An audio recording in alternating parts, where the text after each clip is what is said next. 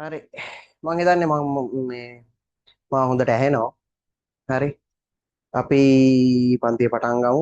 මොකද එච්චර වෙලාවක් අද යන්නේ නැහැ. අපි මේ මෙතෙක් කල් කරපු පාඩම් වලින් හරිද විභාගයට ආපු ප්‍රශ්න තමයි අද බලන්නේ.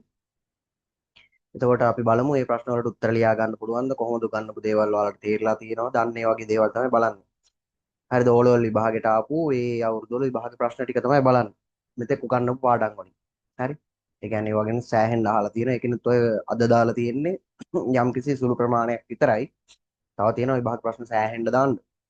ඒවට අපි වෙලාවත් එක්ක අද පොඩි මේ ප්‍රශ්න ප්‍රමාණයක් විතරයි දාලා තියෙන්නේ. මම හිතනවා මේ ඔයාලා print out ප්‍රමාණයක් ගන්න ඇති. print out එකක් කඩේට ගිහිල්ලා ගන්න ඇති. අරගෙන ඉවරලා මේ ඒ ටික හදා ගන්න ඇති කියලා හිතනවා මං ගෙදරින්. හරිද? හදලා ආපු කට්ටිය ටිකක් හරි තේරෙයි නැතුව මේ මෙතන ටිකක් අර බලාගෙන හිටියා කියලා එහෙමනම් සමහර විට තේරෙන්නේ නැති වෙයි. හරි. අපි පළවෙනි ප්‍රශ්නෙට යමු.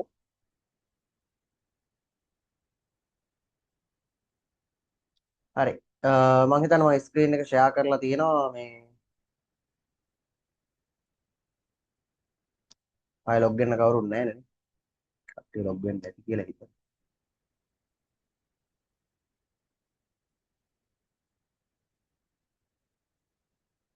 හරි. පළවෙනි ප්‍රශ්නේ බලන්න. ඇහෙනවද දන්නේ? මාව ඇහෙනවනම් පොඩි මැසේජ් එකක් දාන්නකෝ ඇහෙනවද?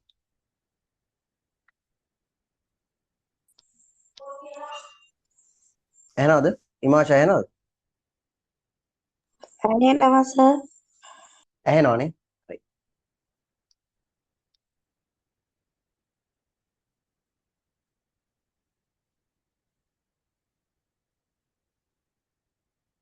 හරි අපි වැඩේ කරා යමු. එතකොට පළවෙනිම 2000 මේක ඇවිල්ලා මේ 24 ගාණක්. හරිද? 2024 ඕලෙවල් ප්‍රශ්නයක්. බලන්න මේක අහලා තියෙන්නේ මානව දේහ ගොඩනැගීමට දායක වී ඇති ප්‍රධාන පටක වර්ගයක් ලෙස පේශි පටකය. හරිද? පේශි පටකය හැඳින්විය හැක. පේශි පටකය හැඳින්වෙන්නේ පේශි පටකයේ ප්‍රධාන ආකාර තුනකි. ඉන්නේ එක් පේශි පටකයක් සිනිඳු පේශී කියලා කියනවා. හරි අපි මේවා දන්නවනේ. මේ ඇවිල්ලා අපි දන්නවා මේ පළවෙනි පාඩම නේද ඔය තියෙන්නේ. හරිද? අපි පළවෙනි පාඩමේ කතා කරා සෑහෙන දේවල් ගොඩක්. හරිද? ඒකෙත් ඔය සත්ත්ව පටක. හරිද? සත්ත්ව පටක ඉවත් වෙනවද? හරිද? සත්ත්ව පටක ආකාර හතරක් කතා කරා. හරි? සත්ත්ව පටක ආකාර හතරක් කතා කරා මොනවද? අපිච්චද පටකය කතා කරා. හරි අපිච්චද පටකය කතා කරා. ඊළඟට මොකද්ද කතා කරේ? සම්බන්ධක පටක කතා කරා. හරි? සම්බන්ධක පටක කතා කරා. ඊළඟට තමයි පේශි පටකය ගැන කතා කරේ. පේශි පටකය කතා කරා. ඊළඟට කතා කරා ස්නායු පටකය. හරිද? අද වැඩි වෙලාවක් යන්නේ නැහැ මේ ටික ඉවර කරන්න. හරි මේ ඇවිල්ලා ආපහු මතක් කරා අපි මේ සත්ත්ව පටක ගැන තමයි කතා කරේ. හරි ස්ක්‍රීන් එක බොඳ වෙලා පේනවන්නේ නැහැ. හරි.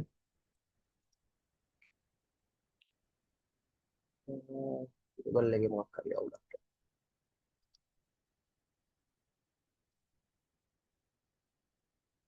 හරි. එතකොට මේ සත්ත්ව පටක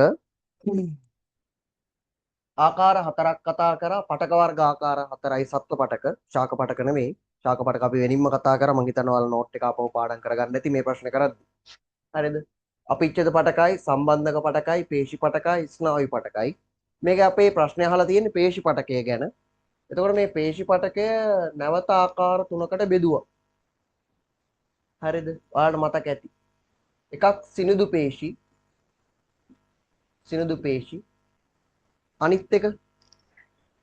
අනිත් එක මොකද්ද අනිත් එක ඇවිල්ලා කංකාල පේශි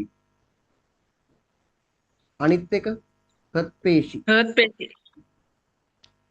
ඔව් දැන් අපේ ප්‍රශ්නේ අහලා තියෙන්නේ මේ පේශි පටකයේ ආකාර තුනයි සිනිඳු පේශි කංකාල පේශි හත් පේශි කියලා මේකෙන් එයාලා කියනවා මේ සිනිඳු පේශි පටකයේ දීලා තියෙන පේශි පටකයක් විදිහට සිනිඳු පේශි පටකයේ එතන තියෙනවා කියන ප්‍රශ්නේ තියෙනවා අපෙන් අහලා තියෙන්නේ ඊළඟ පේශි පටක දෙක මොකක්ද කියලා. එතකොට ලියන්න ඕනේ කංකාල පේශි, හත් පේශි. හරි බලන්න උත්තරේ ලියවනම් හරි දාගන්න.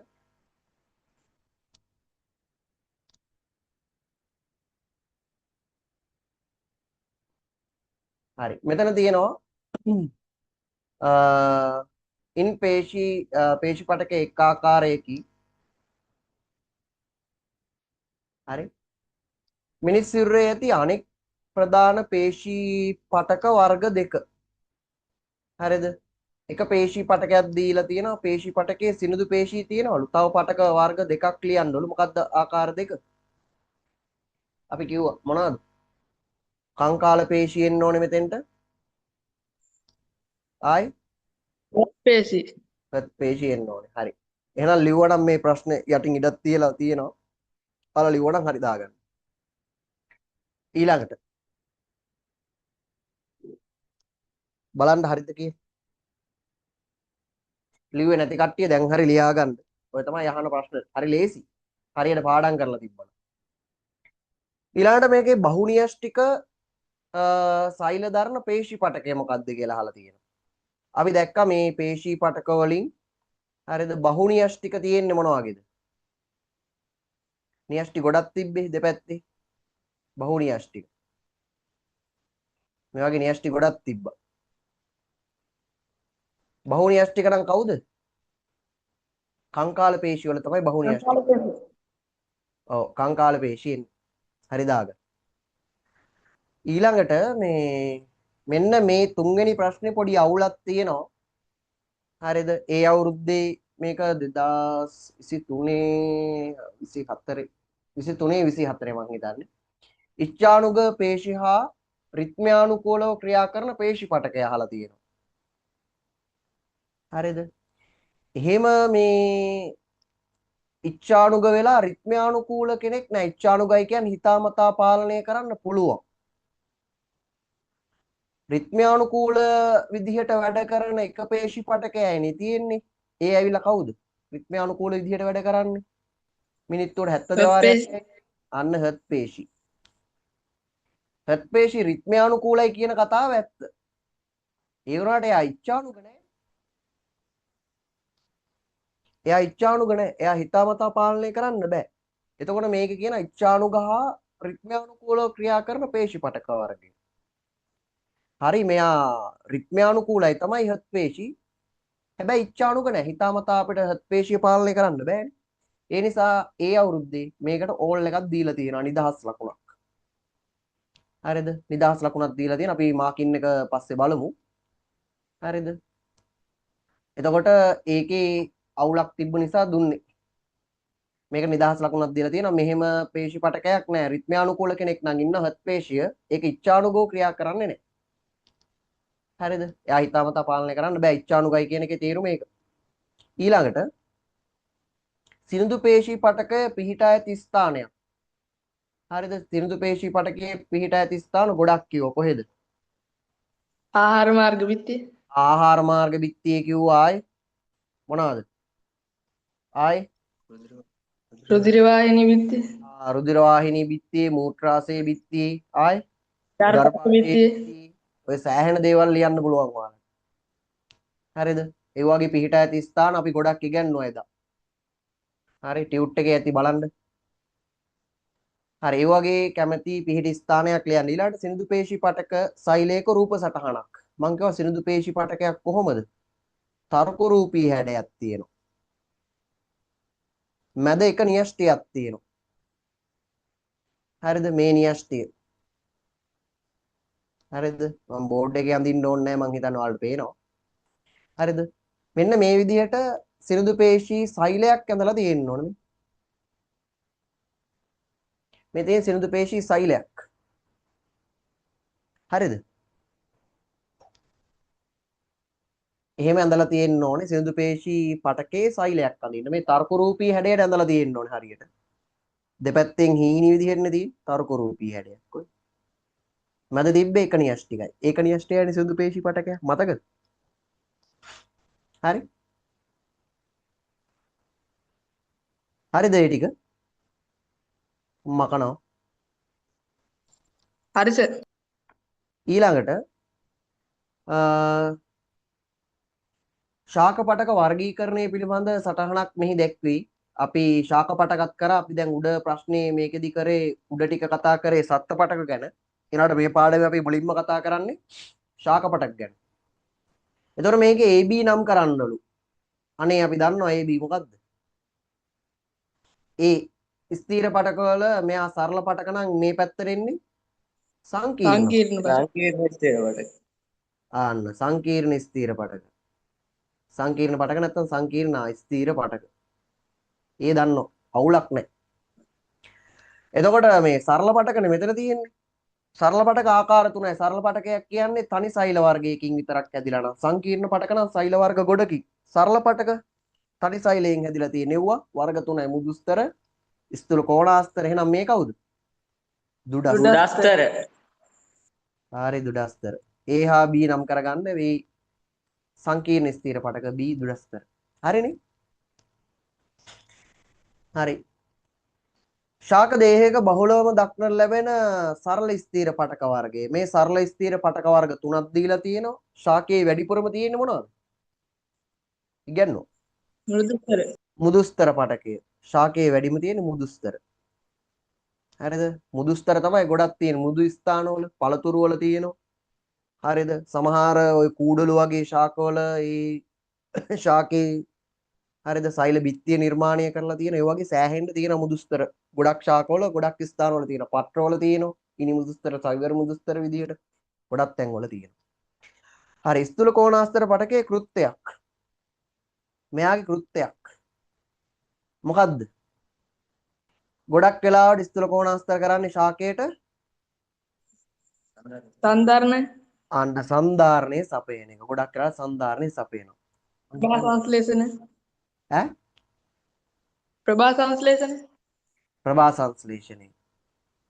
හරිද? අපි බලමු මේක මේ තියෙන ප්‍රශ්නේ මාකින් එක බලමු. හරි. ඔයාලට මං හිතන්නේ මේ මාකින් එක පේනවද දන්නේ? පේන්නේ නැද්ද? බෑ. හරි ආයෙ ෂෙයා කරන්න. හරි. මම දැන් ඕකේ මාකින් එක ෂෙයා කරන්න. හරිද? මේ තියෙන්නේ අවුරුද්දේ මේ තියෙන්නේ B කොටස. මේ තියෙන්නේ B කොටස. එතකොට මේකේ මේ තමයි ලකුණු දීපු විදිහ. හරිද? ලකුණු දීපු විදිහ. අරකේ මේ කංකාල පේශී හත් පේශී ගන්නවට ලකුණු දෙකක් දීලා තියෙනවා. හරිද? එතකොට දෙවෙනි උත්තරේට අර න්‍යෂ්ටි ගොඩක් තියෙන කංකාල පේශී කියලා තියෙන එකට ඒකට අන්න ලකුණක් දීලා තියෙනවා. හරිද? අර ප්‍රශ්නේ වැරදි නිසා නිදහස් ලකුණක් දීලා තියෙනවා. ප්‍රශ්නේ වැරදි නිසා. ඊළඟට අර තියෙන ස්ථාන ආමාශය, අන්ත්‍රය, ආහාර මාර්ග, විත්තිය, සිරුඳු පේශී පටකයේ තියෙන තැන්, මූත්‍රාශය, ගර්භාශය, කුඩාන්ත්‍රය මේ වගේ එක් නිවැරදි පිළිතුරු ලකුණු 1යි. පේශී හැඩය අපි ඉගෙනුවා උගන්නන වෙලේ ඒ විදිහට ඇඳලා තියෙනවා නම් නිවැරදි හැඩයට ලකුණු 1යි. ඒකේ අනිවාර්යෙන් න්‍යෂ්ටිය ලකුණු කරලා තියෙනවට ලකුණු 1යි. ලකුණු දෙක දීලා තියෙන්නේ එහෙමයි. ඒ කියන්නේ න්‍යෂ්ටි අනිවාර්යෙන්ම තියෙන්න ඕන වගේ රූප සටහනේ. හරි? න්‍යෂ්ටි එහෙම නැත්නම් වැරදි. ඊළඟට මේකේ සංකීර්ණ ස්ථිර පටක කියන ලකුණු 1යි. ඒ B දුරස්තර පටකය නම් කරන ලකුණු 1යි. වැඩිපුරම තියෙන මුදුස්තර පටකයනේ. අන්න ඒක ලියලා තියෙන ලකුණු 1යි. අරකේ කෘත්‍යය ලියලා තියෙනවාට සන්ධාරණේ ප්‍රභා සංශ්ලේෂණය වගේ වට ලකුණු 1යි. හරිද? ওই විදිහට තමයි ලකුණු දීලා තියෙන්නේ මාකින් එකේ. හරි. මම හිතන්නේ වැඩේ තේරෙන්නේ නැති අපි ආයේ හරිද? ඊළඟ ප්‍රශ්නෙට යමු.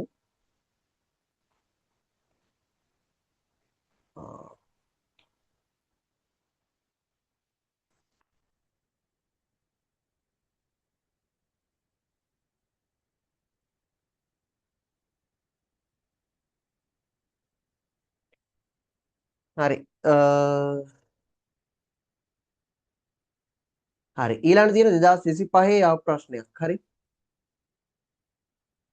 මම හිතන්නේ ප්‍රශ්නේ ඔයාලා කරන්න නැති මේ සමහර ළමයිට මේක ළඟදී ඉවරුනේ. හරි. එතකොට මම කිව්වා මේ ඔයාලට මේ තමයි අපි අර කතා කරපු මේ මිශ්‍රණ වෙන් කිරීමේ ක්‍රම මම කිව්වා ගොඩක් සැරයක් මේ වගේ විභාගෙට අහලා තියෙනවා. අනිවාර්යෙන් මේව හොඳට මතක තියෙන්න ඕනේ කියලා. හරිද? මොකද ගොඩක් සැරයක් අහලා තියෙනවා මේ පේනවනේ. හරි. එතකොට මේ ඇවිල්ලා 2025 ආව ප්‍රශ්නේ මේ 2025 ආව ප්‍රශ්නේ කරන්න ටිකක් අර 2024 වගේ කරලා තියෙනවා නම් හොඳයි.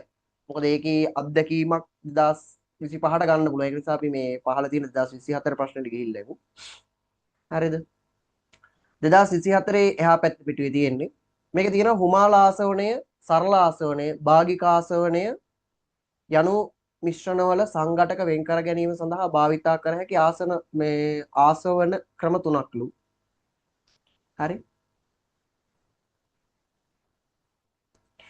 එතකොට මේ එක් ක්‍රමයෙන් ආසවනය සිදු කිරීමට සකස් කළ PQR ඇටියුම් තුනක් පහත දැක්වෙනවලු. මේ තියෙන ඇටියුම් තුන. හරිද? අපිට කියනවා පළවෙනි ප්‍රශ්නේ PQR ඇටියුම් යොදා ගැනෙන ආසවන ක්‍රමයට අදාළ රූපය යටින් ලියන්නලු. ක්‍රමය රූපය යටින් ලියන්නලු. හරි ක්‍රමය ලියමු. මේක ඇවිල්ලා අපි දන්නවා මේ හරිද තාපය දීලා මේක රත් කරන එකක්.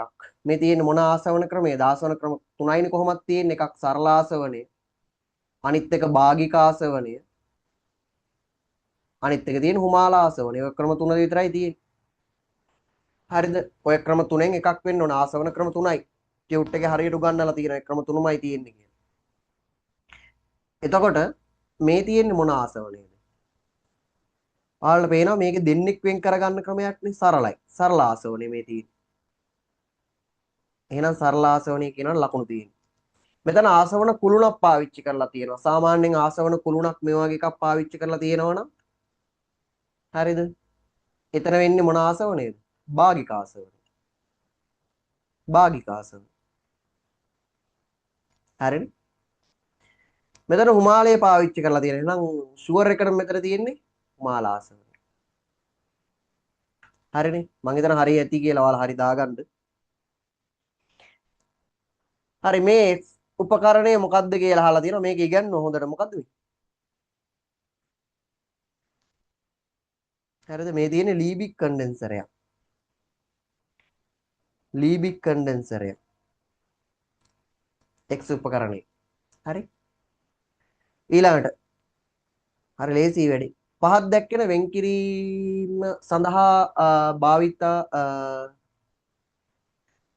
වෙන්කිරීම සඳහා ඉහත දැක්කෙන ක්‍රම අතරින් වඩාත්ම යෝග්‍ය ආසවන ක්‍රමය කුමක්දයි තිත්තිර මත ලියන්නලු. ද්‍රව හයිඩ්‍රෝ කාබන මිශ්‍රණයක සංඝටක වෙන් කිරීම. අර නිකන් බොර තෙල් වගේ ද්‍රව හයිඩ්‍රෝ කාබන කියන්නේ. ඒවා වෙන් කරන්න මොකද්ද පාවිච්චි කරේ? භාගික ආසවන. ඔන්න අපි ලියනවා භාගික ආසවන. හරි ලේසි. හරි. හරියට පාඩම් තියෙනවා නම් ලේසි. ඒ දවසට අමතකයි නම් ඉතින් ඔන්න විභාගෙට ලියන්න වෙන්නේ නැහැ. ඉතින් අහලා තියෙන 2024. උඩ බලාගෙන ඉන්න වෙනවා. කුරුන් තෙල් වලින් කුරුඳු නිස්සාරණය මොකද්ද කරන්න තියෙන්නේ? කුමාල ආසවනේනේ තියෙන්නේ. අපි දන්න ඔය වගේ කුරුඳු තෙල් ඒ වගේ දේවල් හරිද වාෂ්පීකරණ සංඝටක වෙන් කරගන්න හුමාල ආසවනේ. හරි ලේසි වැඩි වෙයි. හරිද? මෙව්වා ඉතින් අර මේ විදිහට එනවා කියලා දන්නවනම් ඉතින් ඊට කලින් පාඩම් කරගෙන හොඳට යන්න පුළුවන්. හරි ගොඩක් සැරයක් අහලත් තියෙනවා විභාගෙට. දැන් මේ සැරේ ඔය හොරපතාලට එහෙම තිබ්බේ නැහැ නේ වාර විභාගෙනේ. ගොඩක් වෙලාවට. ඊළඟට මුහුදු ජලයෙන් ලවණ රහිත පිරිසිදු ජලය ලබා ගන්න පාවිච්චි කරන්න සරල ආසවන.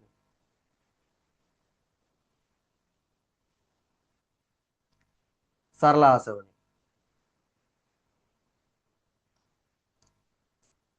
හරිද සරල ආසවන. හරි මං හිතනවා ඒ ටික හරි කියලා. අපි මෙතන තරංගයක ප්‍රශ්නයක් තියෙනවා. ඒ තරංගය කරන්න කලින් අපි ඕකෙන් මාකින්න ගැති මේක 2024 නේ.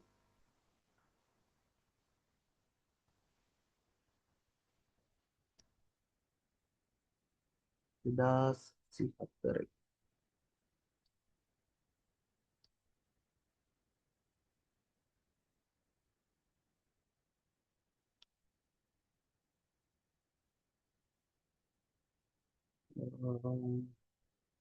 දස් විසි හතර විහෝගත ගන්න.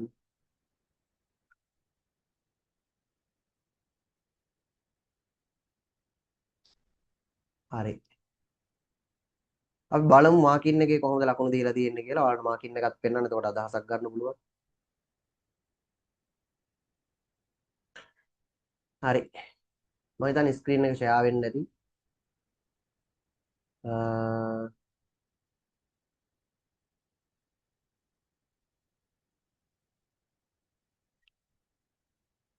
හරි. මේ තියෙන එකේ මාකින් එක සරල ආසවනේ භාගික ආසවන මාලා ආසවනේ ලියලා තියෙනවා. x අක්ෂරයෙන් මේ හඳුන්වන්න ඇති උපකරණයේ ලීබික් කන්ඩෙන්සර් ඒකට ලකුණු එකක් දීලා තියෙනවා. එතකොට මේ ආසවන ක්‍රම මොකක්දයි කියලා තිත්තර මත ලියන්නලු. එතකොට ඔයාලා අර ආසවන ක්‍රමයේ නමින් ලිව්වත් අවුලක් නැහැ. සමහර කට්ටිය මේක අකුර දානවා. මේක q. මේක q වලින් ඉන්නේ භාගික ආසවනේ පෙන්නලා තියෙන්නේ. ඉතින් q අකුර දාලා තිබ්බත් එහෙම ලකුණු දෙන්න කියලා තියෙනවා. හරිද? මේ විදිහට තමයි ලකුණු ලැබිලා තියෙන්නේ. හරිද? තව ව්‍යුහගත තියෙනවා ගොඩක් ඔයාලට කරන්න. හරි. අපි ඊළඟ ප්‍රශ්නෙට යමුකෝ. පරක් වෙන නැත්තම්. මම හිතන්නේ බෝඩ් එකේ ලියන්න ඕනේ නැහැ මේ පැහැදිලි නෑ බෝඩ් එකේ ලියලා ඉන්න ඕනේ නැහැ. හරි මේ ප්‍රශ්නේ. අපි මේ ප්‍රශ්නේ අතහැරලා අර ප්‍රශ්නේ කරලා මේකට එමු කියලා කිව්වා. හරිද? එතකොට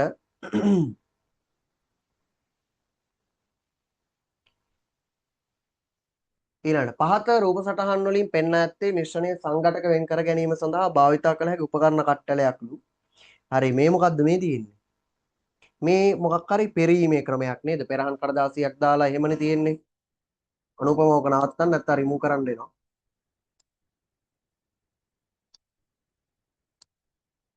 හරි. ඊළඟට මේ මෙතන තියෙන්නේ බේරුම් පුනීලේ ක්‍රියාවලියනේ. මේ වර්ණලේඛ ශිල්පීය ක්‍රමය මෙතන තියෙන්නේ. හරිද? මෙතන මොකද්ද මේ තියෙන්නේ? තාපේ දීලා මේක අනිවාර්යෙන් ආසවන ක්‍රමයක්. හරි. රත් කරලා වෙන් කරගන්නවා නම් ආසවනයක් නෙවෙයි තියෙන සරල ආසවන. දැන් මෙතනදී බලපුවහම මේක හරියට අඳුර ගන්න බෑ. මේක අඳුර ගන්න පුළුවන්. මේක 2025 ආපු එකනේ. අර 2024 ප්‍රශ්නේ වගේ කරලා අත්දැකීමක් තියෙනවනේ මේකටක් ගාලා අඳුර ගන්න පුළුවන්. මේ තියෙන ආසවන කුළුණක් වගේ අර. ඒක නම් කරලා නැහැ.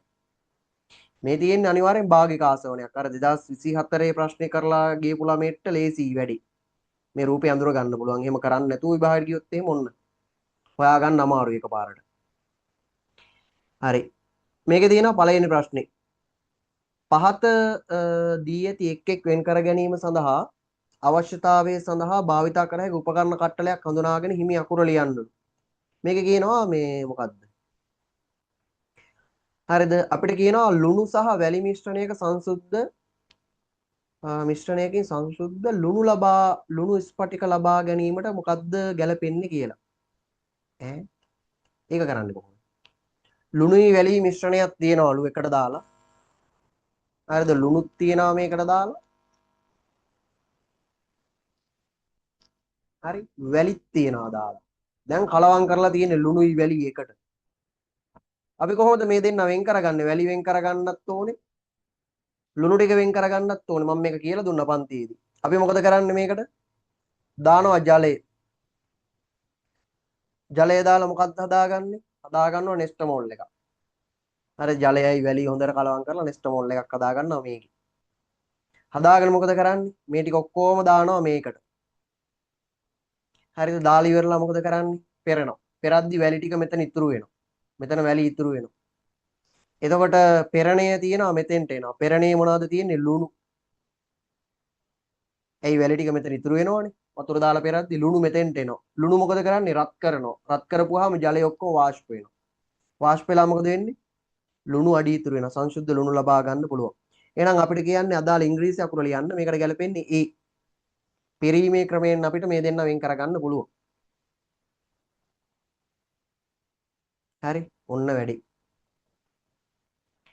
ඊළඟට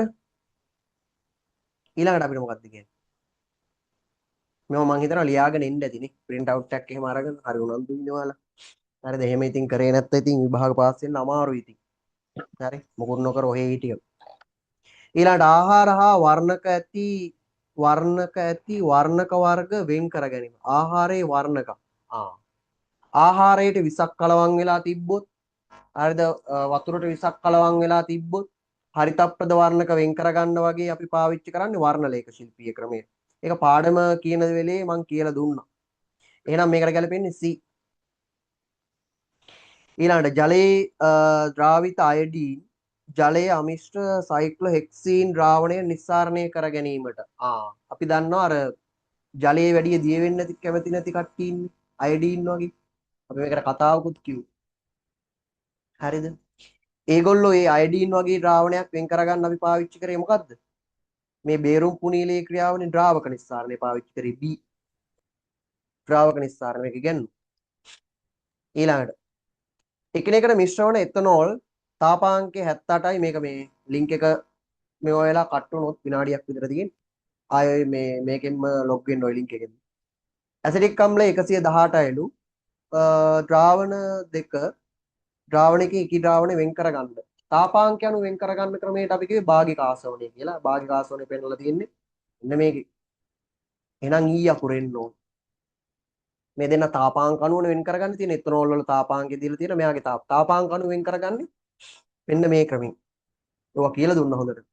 ඊළඟට ආයෙ කියන හරිතප්‍රද සංඝටක වෙන් කරගන්න. ඉතින් හරිතප්‍රද සංඝටක වෙන් කරගන්න තියෙන්නේ මෙයාම තමයි C අකුරු දෙන්නෙක් වෙනවා තැන් දෙකකට.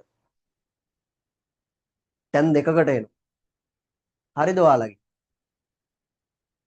නැද්ද?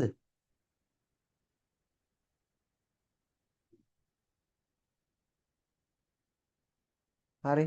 මේ ප්‍රශ්නේ තිබ්බේ කීය 2025 නේ. හරිනේ. මං හිතන හොඳට ලියන්න ඇති කියලා. ලිව්වේ නැද්ද? සල්ලි නෑ සර් ගන්න print out එකක් නේ.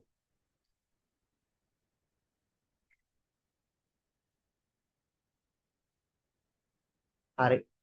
මේ තියෙන එකේ මාකින් එක මං හිතන්නේ ස්ක්‍රීන් එක ෂෙයා වෙලා ඇති. මාකින් එකේ මේ විදිහට අරන් තියෙන උත්තර හැම එකටම එක ගානේ දීලා තියෙන්නේ. මේ තියෙන A B C D E කියලා. හරිද? ඒ ටික විතරයි අපිට දැනට කරන්න පුළුවන්. ඒක යට ප්‍රශ්නේ මං අර දැම්මේ නෑ උතෙන්ට. හරි අපි ඊළඟ එකටත් යන්කෝ ඉක්මනට ඉවර කරගන්න. එච්චර වෙලාවක් යන්නේ නෑ අපිට. හරිද? ඔයාලට මේ පොඩි පොඩි ප්‍රශ්න වගේක් දුන්නේ විභාගයට ආපු. තව තියෙනවා සෑහෙන්න දෙන්න.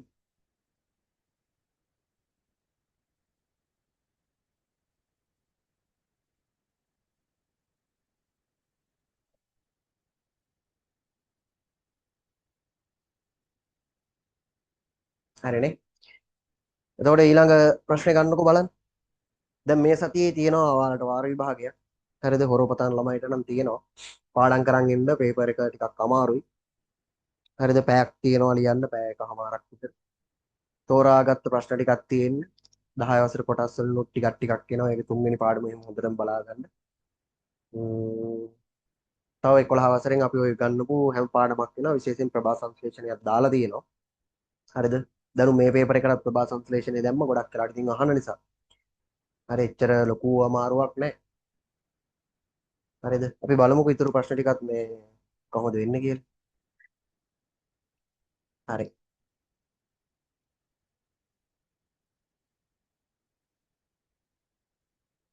අපි මේ තරංගේ ප්‍රශ්නේ කරේ නෑ නේද? හතරවෙනි පාඩමෙන් ඇවිල්ලා තියෙන්නේ. හරිද? තරංග ගැන. හරි අපි දන්නවනේ තරංගය. හරිද? තරංගය ගැන කතා කරන් තමයි යන්නේ බලමු. එච්චර ලොකු ප්‍රශ්නයක් නම් අහලා නැහැ. මීට වඩා ප්‍රශ්න තියෙනවා තරංග ගැන අහන්න. අපි බලමුකෝ ඒවා ටිකක් තිමිට කරන්න. හරි. බලන්න ජල පෘෂ්ඨයක් ඔස්සේ ගමන් ගන්නා ජල තරංගයක ප්‍රස්ථාරික නිරූපණය රූපේ දැක්කේ. ඔයාලට මං හිතන්නේ ස්ක්‍රීන් එකේ පේනවා ඇති ප්‍රශ්නේ. ෂෙයා වෙලා ඇති කියලා හිතනවා නැත්තම් කියන්න. ජල අංශුවක් කම්පණය වන දිශාවට අනුව මෙම තරංගය අයත් වන තරංග වර්ගය නම් කරන්න. මේ තරංගය මොකද්ද? ජල තරංගයේ කම්පණය වන දිශාව අනුව. හරිද? මේකේ අපි දන්නවනේ මේ තියෙන ජලාංශුව කම්පණය වෙන්නේ අපි ගන්නවා ඉහළටයි පහළටයි. තරංගයේ චලිත වෙන්නේ ගමන් කරන්නේ ඉස්සරහට. ඒ කියන්නේ අංශු චලිත වෙන දිශාවට ලම්බකව තරංගයේ ඉදිරියට යනවා. අපි මේ වගේ තරංග වලට මොකක් කියලාද කියන්නේ? තීරයක් තරංග. අන්න තීරයක් තරංගයක් තියෙනවා. ඒ තියෙන උත්තර. තීරයක් තරංග. හරි තීරයක් තරංග. ඊළඟට ප්‍රස්ථාරක නිරූපණයෙන් තරංගයක ආයාමය සහ විස්තරය නම් කරන්න. එතකොට මේක අර මේ කොහෙද ඔය අනුරාධපුරයේ ළමයිට විතරක් කරේ නෑ. හරිද? ඊළඟ කොටසෙන් මේක තියෙන්නේ මේ තරංගයක භෞතික රාශි ගැන අපි කතා කරනවා. භෞතික රාශි ගොඩක් කතා කරා සංඛ්‍යාතය, තරංග ආයාමය, විස්තරය. හරිද? ඒවා ඉගෙනුවා. එතකොට මේකේ මේ විස්තරය කියන්නේ මොකක්ද කියලා අහලා තියෙන විස්තරය කියලා කියන්නේ මෙන්න මේ කියන මධ්‍ය පිහිටුමේ ඉඳන් මෙතෙන්ට තියෙන උස.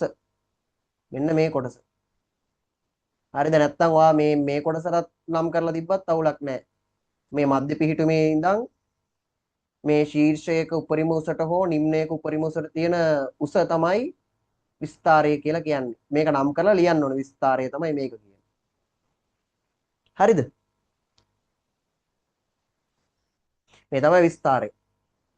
මේකත් විස්තරය. කැමති නම් මෙහෙන් මේ උස විස්තරය කියලා නම් කරත් අවුලක් නැහැ. හරි ඊළඟට කවුද විස්තරයයි තරංගායාමය.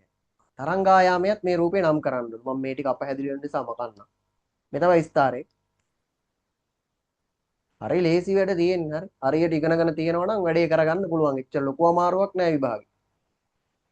හරි තරංගායාමයනේ. අපි දන්නවා තරංගායාමය කියන්නේ අනුයාත ශීර්ෂ දෙකක්. මේ දෙකනම ශීර්ෂ අනුයාත ශීර්ෂ දෙකක් අතර දුර. තරංගායාමයක් සිංහලෙන් ලියලා දැම්මත් අවුලක් නෑ ලැම්ඩා කියලා දැම්මත් අවුලක් නෑ අපි තරංගායාමයක් ලැම්ඩා වලින් සංකේතවත් කරන්නේ අනුයාත ශීර්ෂ දෙකක් අතර දුර සර් මම ඔතන නෙමෙයි දැම්මේ කවුරු හරි කියන්න පුළුවන් සර් මම මේ දෙක අතර දැම්මේ මෙතනයි අතර දුර ඒ තරංගායාමයක් තමයි එහෙම නම් කරත් අවුලක් නෑ අනුයාත ශීර්ෂ දෙකක් අතර හරි මේ පටන් ගන්න එකම චලිත ස්වභාවයේ තියෙන ස්ථාන දෙකක් අතර දුර මේ දෙකෙන් කයි නම් කරන්න ඕනේ කවුරු හරි නිම්න දෙකක් අතර දුරක් ගත්තොත් හරිද ඒත් අවුලක් නැහැ හැබැයි මේකේ මේ තරංගයේ මේ නිම්නයක් විදිහට සම්පූර්ණ කරලා නැහැ ඒ නිසා මේක ගන්න එපා එහෙම ගත්තර අවුලක් නැහැ එතන තරංගායාමයක් තමයි තියෙන්නේ හැබැයි මේක සම්පූර්ණ කරලා නැහැ නේ තරංගයේ ඒ නිසා ඒ කොටස් ගන්න එපා මේ දෙක නම් කරලා තිබ්බොත් ලකුණු තියෙනවා හරි ඊළඟට මොකද්ද කියලා තියෙන්නේ ඊළඟ ප්‍රශ්නේ තරංගයක් ගමන් කරන ජල තරංගයක් පෘෂ්ඨයක් මත ඍජුපෝම් කැබැල්ලක් ලැබූ විට ඔව් ජලය ගමන් කරනවලු ඒකට ඍජුපෝම් කැබැල්ලක් දානවලු ඉහළ පහළ චලනය යන බව නිරීක්ෂණය විය. මෙම නිරීක්ෂණය හේතුව මොකක්ද? මොකක්ද නිරීක්ෂණයට හේතු? ජලය තියනවලු ඒක ඍජුපෝම් කැබැල්ලක් දානවලු. ජල තරංගයක් යද්දි. මේ ඍජුපෝම් කැබැල්ල ඉහළටයි පහළටයි යනවලු ජල තරංගයක්. ඇයි ඒකට හේතුව? හරිද? මොකක්ද හේතුව? හරි. ඇයි හේතුව තමයි මේක තීරයක් තරංගයක්. හරිද? මම ඒකට හේතුව ඔයාලට පෙන්නන්න හරි. තීරයක් තරංග කොහොමද කම්පණය වෙන්නේ කොහොමද? ඊට මං හේතුවම පෙන්නන්නම් ඔයාලට.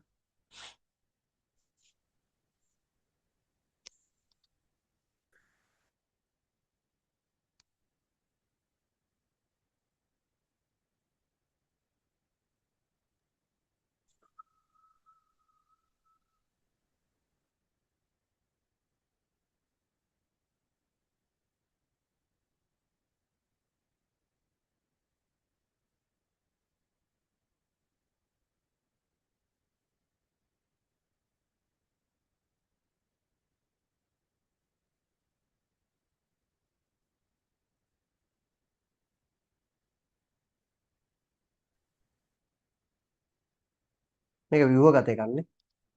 මාකින් එකම පෙන්වන්න පුළුවන් කොහොම මාකින් එක නැද්ද?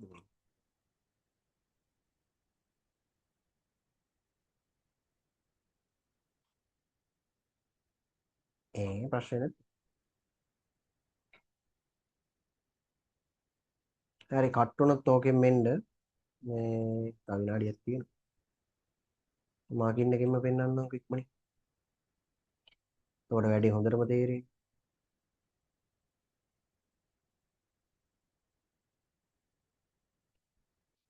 හරි. ඔම් බලන්න මම මාකින් එක ෂෙයා කරන්නම්. හරි. මේ තියෙන්නේ ප්‍රශ්නේ ව්‍යුහගත B එකට ආපු ප්‍රශ්නේ. මේකේ තියෙනවා මේ තීරයක් තරංගයක් කියන ලකුණු එකයි. එතකොට ඒකේ මේ තරංග ආයාමයේ ලකුණු කරලා තියෙනවට දීලා තියෙනවා ලකුණු එක එක. එතකොට මේ තරංගයක් ගමන් කරන ජල පෘෂ්ඨයක් මතට මේ ඍජුපෝම් කැබැල්ලක් දැමූ විට